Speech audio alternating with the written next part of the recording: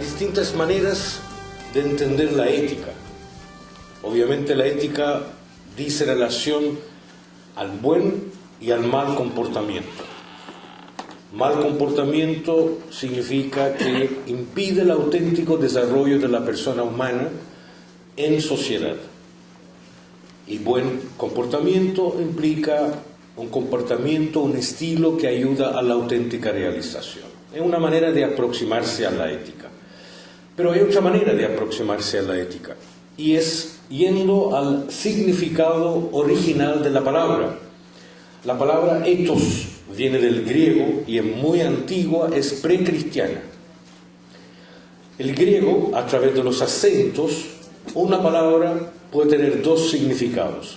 Es lo que pasa con la palabra ethos.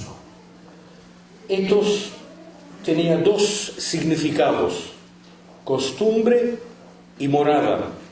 Depende de donde uno coloca el acento. De hecho, las dos palabras están bastante relacionadas, porque una costumbre común hace sentir en casa. Pero estrictamente hablando, eran dos significados distintos: costumbre, morada, casa.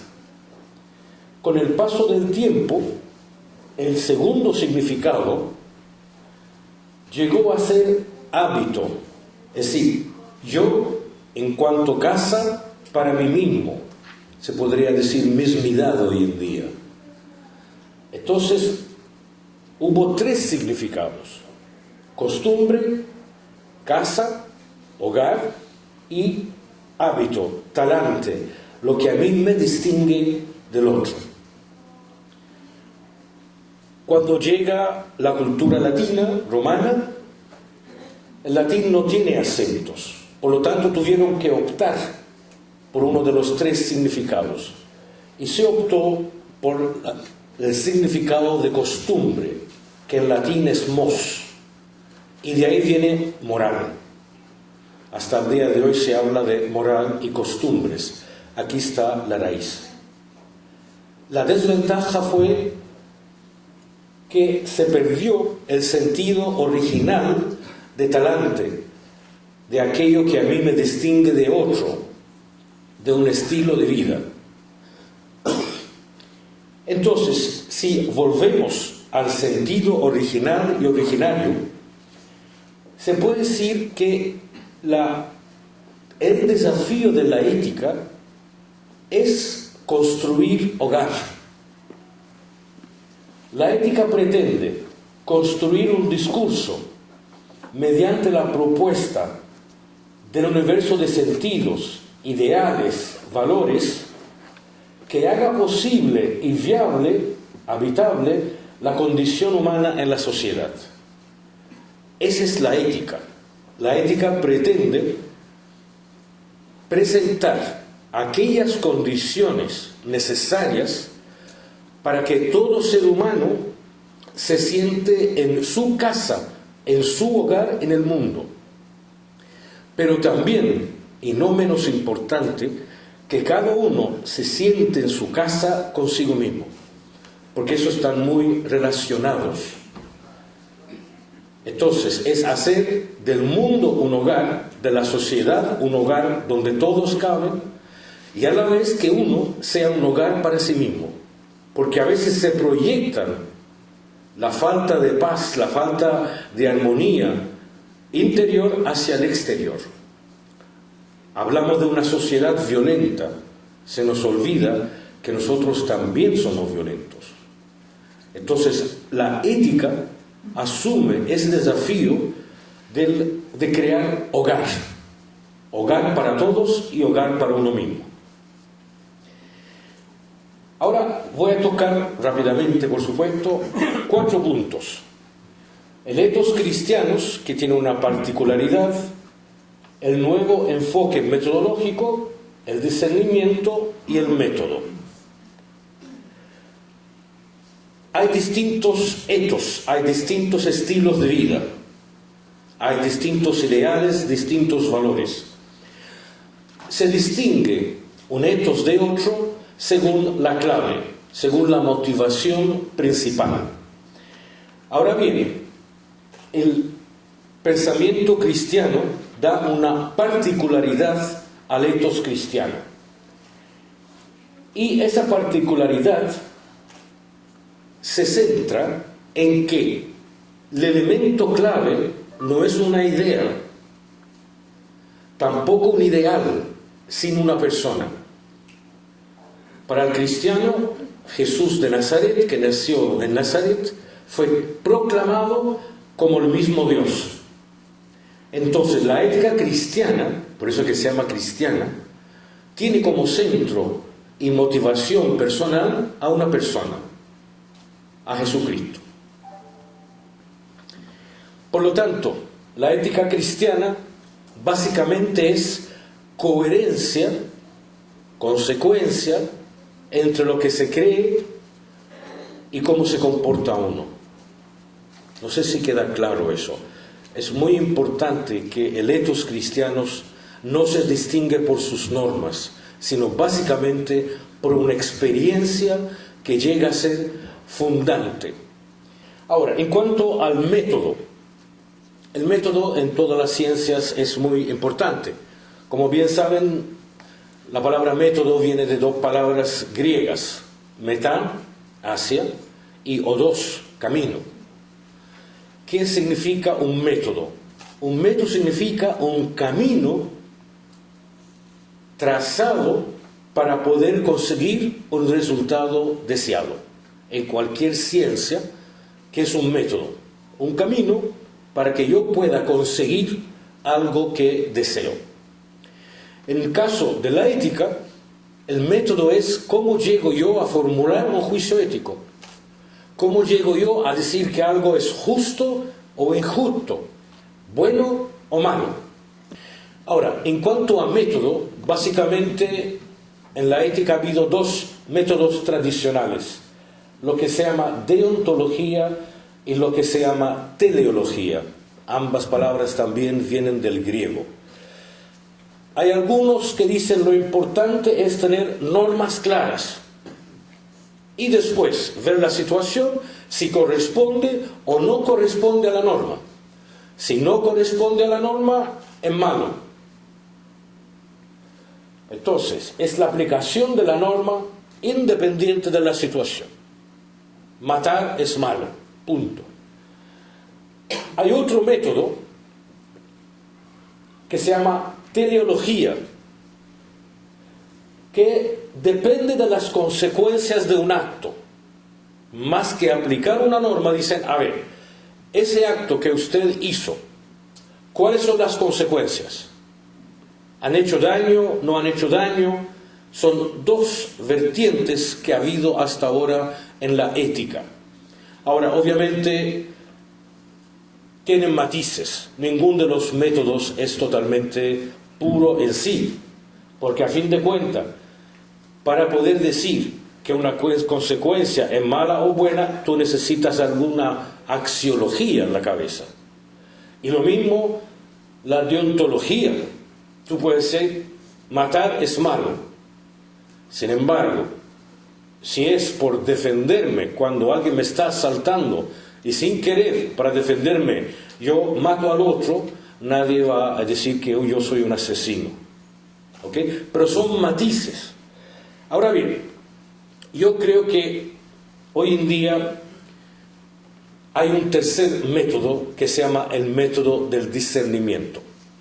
El discernimiento es muy antiguo, sin embargo no se aplicaba a la moral o a la ética. Yo creo que se puede aplicar perfectamente. Eso sí, hay que entender bien de qué estamos hablando cuando hablamos de discernimiento. La gran ventaja, me parece a mí, del discernimiento sobre los otros dos métodos es que el discernimiento se centra en el sujeto. Los otros dos métodos más bien se concentran en la acción. tal acción es buena o mala según las normas, o cuáles son las consecuencias de una acción. El discernimiento tiene la ventaja de que centra sobre el sujeto, respeta al sujeto como un sujeto ético. La mayoría de las decisiones en la vida no consisten en optar entre un mal y un bien. Esa es una cuestión de opción. ¿Mato o no mato a la persona? No, esa es una decisión.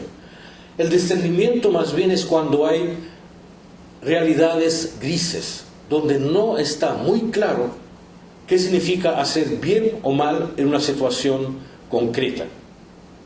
Obviamente el método del discernimiento, como cualquier método, tiene su peligro.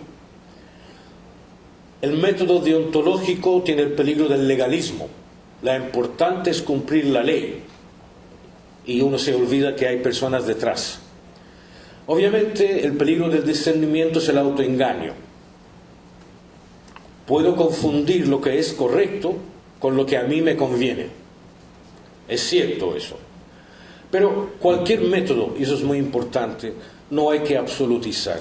Todo método tiene ventaja y desventaja. Lo importante, creo yo, es darse cuenta de los posibles peligros. La palabra discernimiento viene claramente del pensamiento cristiano. No es novedoso, es una de las claves para entender las cartas de San Pablo. San Pablo habla una y otra vez sobre el discernimiento. Y para San Pablo, discernir significa buscar, encontrar y cumplir la voluntad de Dios. Por lo tanto, el discernimiento no hay que entenderlo como un acto puntual, es un proceso, es un estilo de vida. No caer en el autoengaño, no hacer según lo que más me conviene.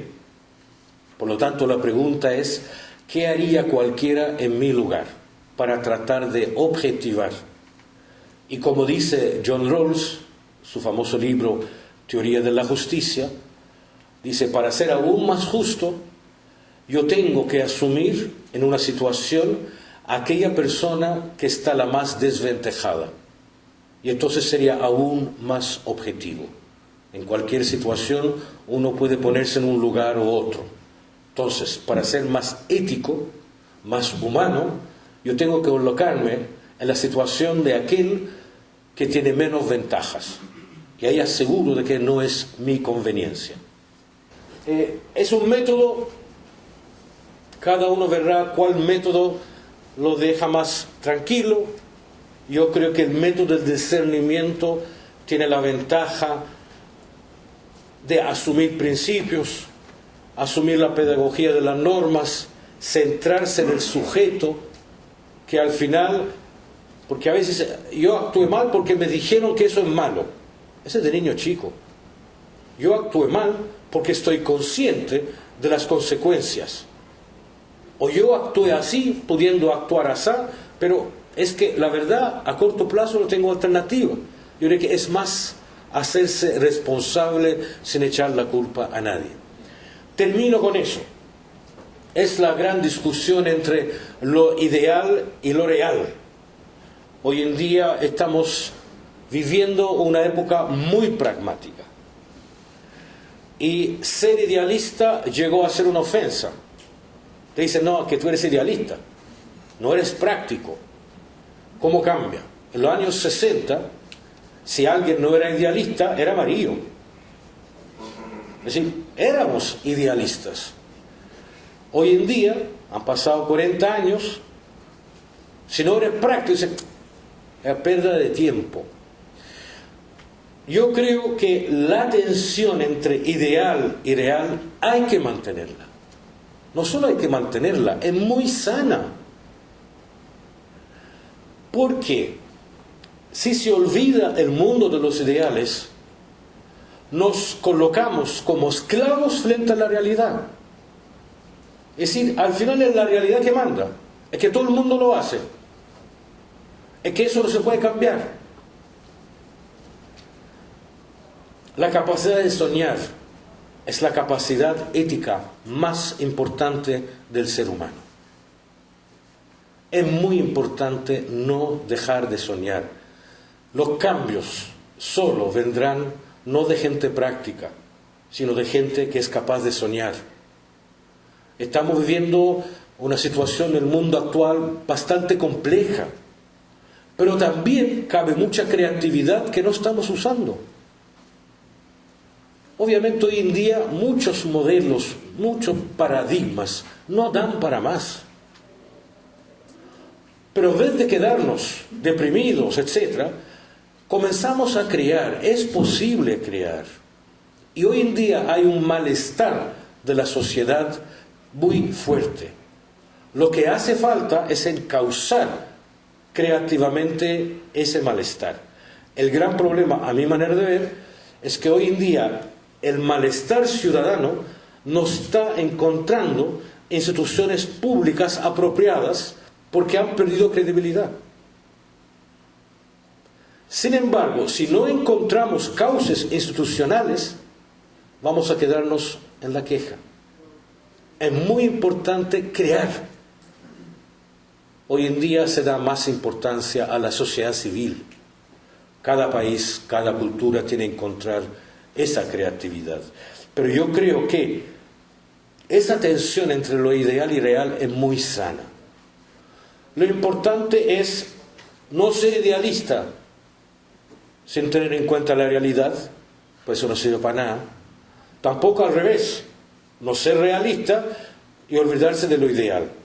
La tensión entre ambos permite asumir la condición humana y tratar de tirarla para adelante para que seamos siempre mejor.